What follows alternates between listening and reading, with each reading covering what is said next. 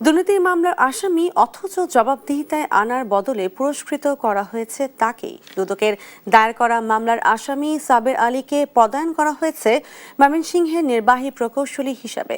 বিতর্কিত কর্মকর্তাকে পদায়নের ঘটনায় অফিসের ভেতরে বাইরে বইছে সমালোচনার ঝড়। দুর্নীতির মামলার আসামি, কিন্তু মামলার নিষ্পত্তি হওয়ার আগেই হলেন পুরস্কৃত।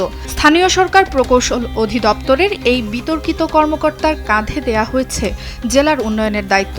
রোববার সকালে ময়মনসিংহে স্থানীয় সরকার প্রকৌশল অধিদপ্তরের নির্বাহী প্রকৌশলী হিসেবে দায়িত্ব বুঝে নেন দুর্নীতির অভিযোগে দুদকের দায়ের করা মামলার আসামি মোহাম্মদ ছাবের আলী।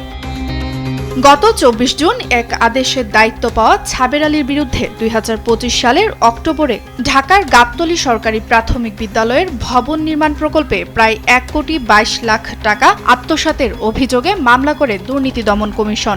দুর্নীতির অভিযোগে অভিযুক্ত কর্মকর্তার মামলা তদন্তাধীন অবস্থায় এমন পদায়নে সৃষ্টি হয়েছে বিতর্ক। বিচারাধীন অবস্থায় এই বিভাগীয় এসডির অফিসে একজন ঊর্ধ্বতন কর্মকর্তাকে বদলি করা, আমরা মনে করি এটা আইন বহির্ভূত এবং এটা সমীচীন নয়। ওনার এই ঢাকার যে ঘটনাগুলো রয়েছে, অভিযোগগুলো রয়েছে, সেগুলো সুরাহা হওয়ার পরে যদি নির্দোষ প্রমাণিত হয়, তারপর না হয় তাকে ময়মনসিংহ বা যেখানে বদলি করা যেতে পারে। মামলার বিষয়টি স্বীকার করলেও তার এ পদায়ন প্রশাসনিক বিষয় জানিয়ে তড়িঘড়ি করে চেয়ার ছাড়েন ছাবের আলী। প্রশাসনিক বিষয় সব, যেমন হচ্ছে প্রশাসনিক বলতে মন্ত্রণালয়, ডিপার্টমেন্ট সবকিছু বিষয়।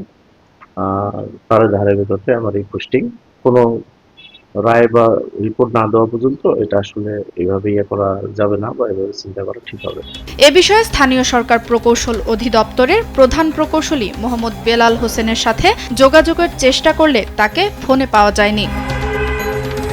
যার বিরুদ্ধে আমলযোগ্য দুর্নীতির অভিযোগ রয়েছে এবং যার বিষয়ে তদন্ত চলছে তাকে গুরুত্বপূর্ণ দায়িত্বে পদায়ন করায় স্থানীয়দের মাঝে প্রতিক্রিয়া লক্ষ্য করা গেছে। তারা বলছেন এই ধরনের পদায়ন সরকারি কর্মকর্তাদের মাঝে নেতিবাচক বার্তা দিতে পারে। সুপ্রিয়া তৃষা, নিউজ ডেস্ক, দেশ টিভি।